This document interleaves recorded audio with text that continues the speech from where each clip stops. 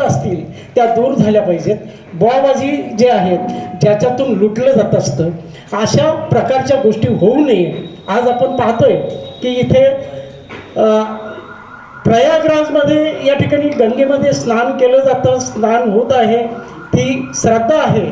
परंतु ते पाणी खरं योग्य आहे का, शरीराला योग्य आहे का काय, याचा विचार हा झाला पाहिजे. कारण त्याच्यातून मलमूत्र वगैरे ह्यात जात आहे आणि तिथूनच आपण ते घेऊन येतोय पाणी. ते किती शुद्ध आहे काय आहे हे आता आपल्याला पाहिजे. आणि मग या गोष्टी ज्या आहेत त्या आजाराला जर आमंत्रण देत असतील तर त्या कुठेतरी थांबल्या पाहिजेत.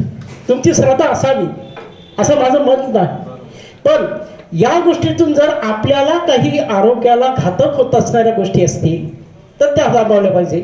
मानसिक दृष्टिकोनातून विकलांग असणाऱ्या लोकांच्यावर बुवाबाजी करून त्यांच्याला फसवलं जात असतं, हे फसवणूक थांबवली पाहिजे.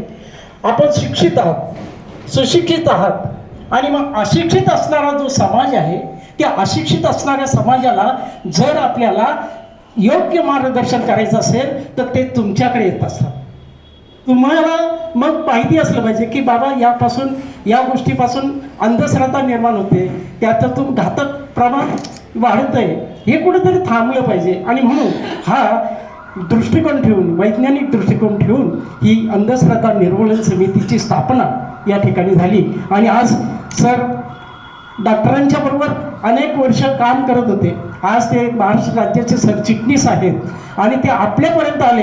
हे आपलं खरं म्हणजे भाग्य आहे, तुमच्या सगळ्यांचं भाग्य आहे की अशा माणसांकडून तुम्ही प्रशिक्षित होत आहात आणि हा योग्य कार्यक्रम या ठिकाणी होतो आहे. तुम्ही हे चमत्कार वगैरे पाहाल त्यावेळेस तुम्ही म्हणाल की आपल्याला कसं फसवलं जातं. अनेक लोक मग ते बुवा असतील त्या बुवांच्या मार्फत या ठिकाणी फसवलं जातं. तर हे थांबावं आणि म्हणून ही अंधश्रद्धा निर्मूलन समितीची संघटना या ठिकाणी काम करते आहे. आपल्या नांदगाव तालुक्यामध्ये देखील या ठिकाणी ही संघटना कार्यरत आहे. त्या कार्याचं त्या ठिकाणी मी अध्यक्ष म्हणून काम करतोय. सर पण या ठिकाणी तुमचे प्राचार्य देखील या ठिकाणी या संघटनेमध्ये आहेत. या व्यासपीठावर असणारी सगळी मंडळी या ठिकाणी अंधश्रद्धा निर्मूलन समितीचं काम या ठिकाणी मोठ्या जोमानं करत असते. आणि मध्ये या ठिकाणी आपल्याला हे काम, याचा प्रसार, या दृष्टिकोनाचा प्रचार प्रसार, प्रबोधन, सत्याग्रह आणि लेखन, साहित्य, साधनं, आव्हानं ही केली गेली पाहिजेत. आणि त्या माध्यमातून ही घटना जर आपल्याला जर समाज सदृढ झाला, माणूस सदृढ झाला तर बऱ्याचशा गोष्टींपासून आपली सुटका होते आणि समाज सदृढ होईल. आरोग्य जसं आपलं सदृढ असतं, चांगलं असतं, तसं समाजाचंही आरोग्य सुदृढ करण्याची जबाबदारी ही तुमच्यावर भविष्यात आहे. आणि म्हणून भविष्याचे तुम्ही शिक्षक आहात, भविष्यामध्ये चांगले आदर्श नागरिक करणार आहात.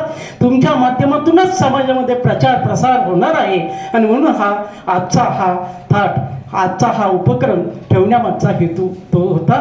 या ठिकाणी मला सरांनी बोलण्याची संधी दिली. खरं म्हणजे मी 2च मिनटं बोलणार होतो, थोडं लांबलं असेल तर सॉरी. आणि आपल्या प्रयोगाला, आपल्या या कार्यक्रमाला मी शुभेच्छा व्यक्त करतो आणि थांबतो. जय हिंद, जय भारत.